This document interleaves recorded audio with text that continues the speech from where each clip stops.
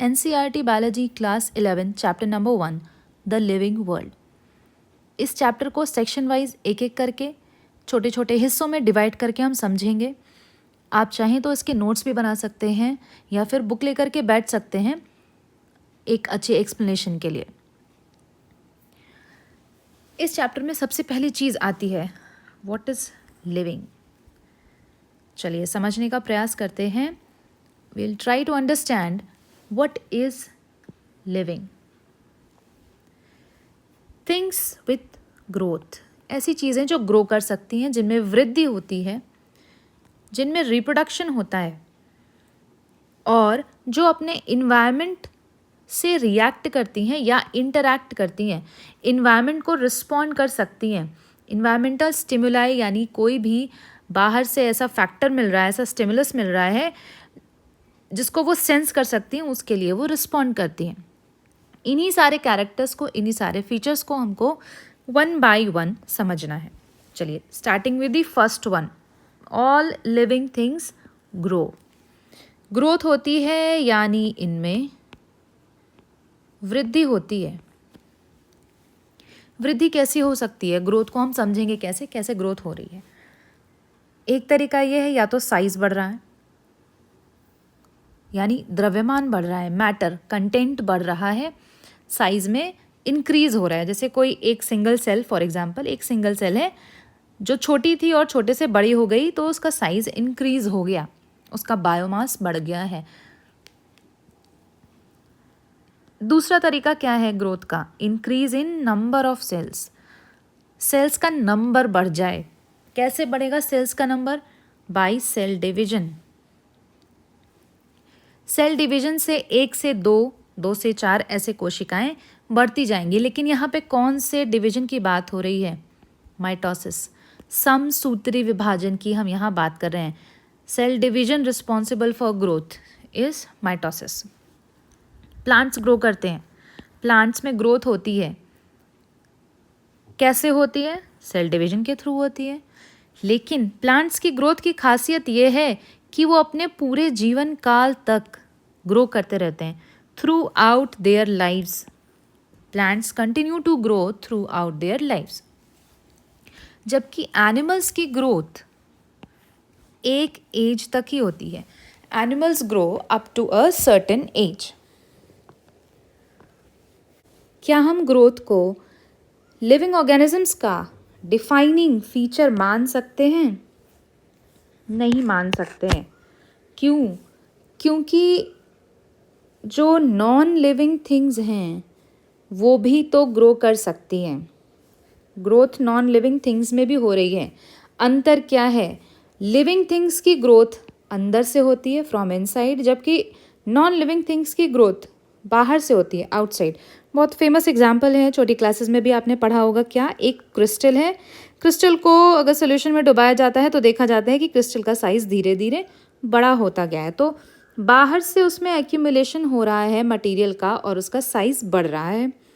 तो साइज बढ़ने को, ग्रोथ को हम defining feature for living things नहीं मान सकते हैं, क्योंकि नॉन लिविंग थिंग्स में भी ग्रोथ देखी गई है। चलिए अगले फीचर पे आते हैं, वो है रिप्रोडक्शन। रिप्रोडक्शन या जनन। अब रिप्रोडक्शन क्या होता है? What is reproduction?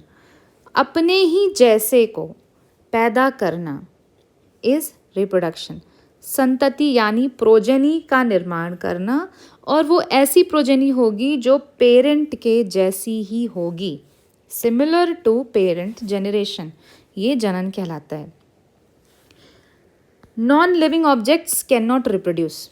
सिंपल बात है, नॉन लिविंग ऑब्जेक्ट्स रिप्रोड्यूस नहीं कर सकते, बच्चे पैदा नहीं कर सकते। तो क्या अब हम रिप्रोडक्शन को लिविंग थिंग्स का डिफाइनिंग फीचर मान सकते हैं? नहीं मान सकते। क्यों? क्योंकि स्टेराइल ऑर्गेनिजम्स भी तो होते हैं जिनमें जनन नहीं होता, पर वो लिविंग तो होते ही हैं। क्या स्टेराइल ऑर्गेनिजम्स लिविंग नहीं होते? लिविंग और नॉट होते हैं। इसलिए रिप्रोडक्शन को हम नहीं कह सकते कि वो डिफाइनिंग फीचर है लिविंग थिंग्स का। Can not be considered as, ध्यान रखिएगा इस बात का। चलिए आगे चलते हैं। अगला पॉइंट है अकॉर्डिंग टू एनसीईआरटी मेटाबॉलिज्म या उपापचय। What is metabolism? उपापचय क्या होता है? हर एक सेल में, हर ऑर्गेनिज्म की बॉडी में बहुत सारी केमिकल रिएक्शंस हो रही होती हैं। इन सभी केमिकल रिएक्शंस को एक साथ मिला करके sum total of all the chemical reactions किसी एक ऑर्गेनिज्म में जो हो रही है उनको मेटाबॉलिज्म बोला जाता है। तो सभी रासायनिक अभिक्रियाएं जो एक जीव के शरीर में हो रही हैं एक साथ मिलाकर उपापचय कहलाती हैं। अब ये हैं तो केमिकल रिएक्शंस।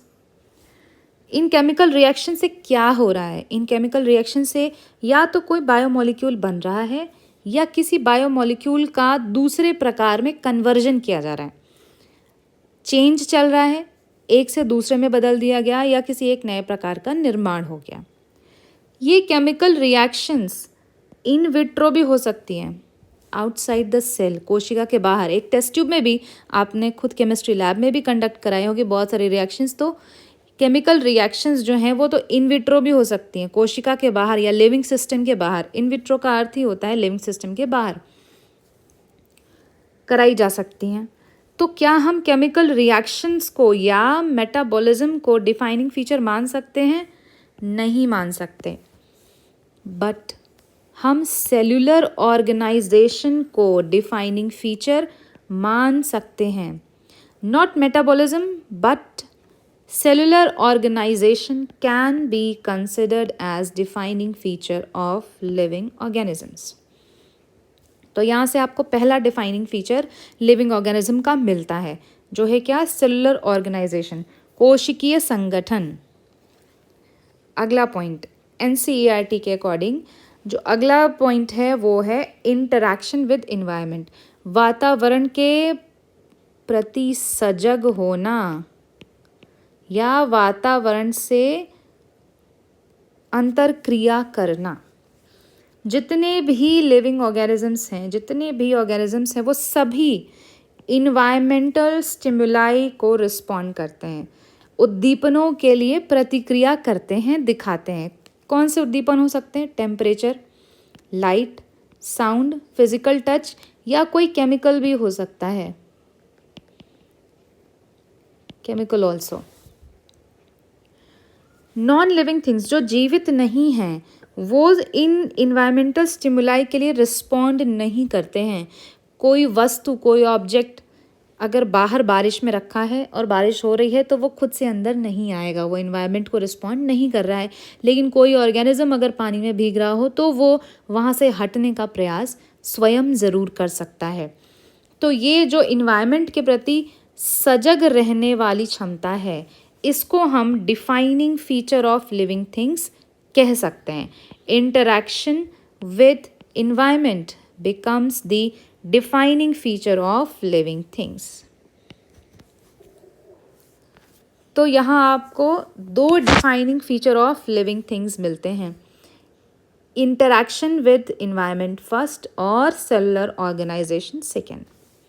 वीडियो अगर हेल्पफुल रहा हो, अच्छा लगा हो तो इसको लाइक और शेयर ज़रूर करिएगा and please subscribe to the channel. ऐसे ही आगे और वीडियोस आपको देखने को मिलेंगे जिसमें हम एनसीईआरटी के सिलेबस को 1 बाय 1 करके कवर करने का प्रयास करेंगे। तो चैनल से जुड़े रहिए, नोटिफिकेशन ऑन कर लीजिए। कमेंट्स के थ्रू ज़रूर बताइए कि आपको कैसा लगा, कुछ सजेशन है तो भी बताइए, और आप किसी टॉपिक पे अगर आप हेल्प चाहते हैं तो आप वो भी बता सकते हैं। Thank you so much for watching. मिलते हैं अगले वीडियो में, तब तक keep learning and I wish you all a happy learning. Thank you.